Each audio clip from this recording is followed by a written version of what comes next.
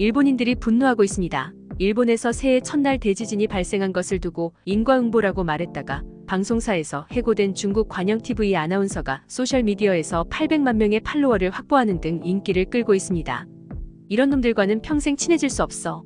중국은 수자원이 있는 중요한 일본의 영토를 사들이는 등 이미 침략은 시작되었습니다. 기시다 씨가 추진하는 이민정책은 세금을 사용해서 이런 반일 외국인들을 점점 받아들이는 것입니다. 이대로라면 일본은 없어지고 말 거예요. 일본 국민들은 깨어나 진실을 알아야 합니다. 현지 언론에 따르면 중국 하이난 TV의 아나운서 샤오 청아오는 일본에서 규모 7.6의 강진이 발생한 이를 웨이보와 틱톡에 동영상을 올리며 인과응보인가 진도 7.6의 지진이 일본을 강타라고 말했습니다. 그러면서 새해 첫날 이런 큰 천재지변이 발생했으니 2024년은 일본 전체가 먹구름에 휩싸일 것이다. 해고염수를 바다에 방류해서는 안 된다고 덧붙였습니다. 이게 중국 아나운서의 레벨인가? 우리도 앞으로 너희들의 불행을 축하해줄게. 이 동영상이 SNS를 통해 확산되자 하이난 TV는 샤오 청아오를 업무에서 배제하고 지난 4일 해고 처분했습니다. 샤오 씨는 하이난 TV 종합뉴스와 중국 최대 명절인 춘제 특집 버라이어티 쇼 진행을 맡는 등 방송국 간판 아나운서로 활약했으며 틱톡 팔로워는 100만 명이었습니다. 하지만 여기서 큰 반전이 일어났는데요. 해고 후 그의 틱톡 팔로워는 821만 명으로 급증했고 논란이 된 해당 영상에 3억 1천만 명이 좋아요를 눌렀습니다. 또한 그의 계정에는 연일 응원의 댓글이 올라오고 있습니다. 중국도 적국이었구나. 3억 1천만 명이 좋아요를 눌렀다니.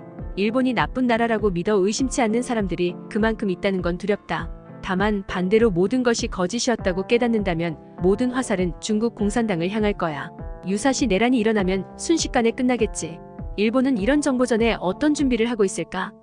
일본 아나운서가 같은 말을 해서 3천만 개의 좋아요가 달리는 걸 상상하니 무섭다.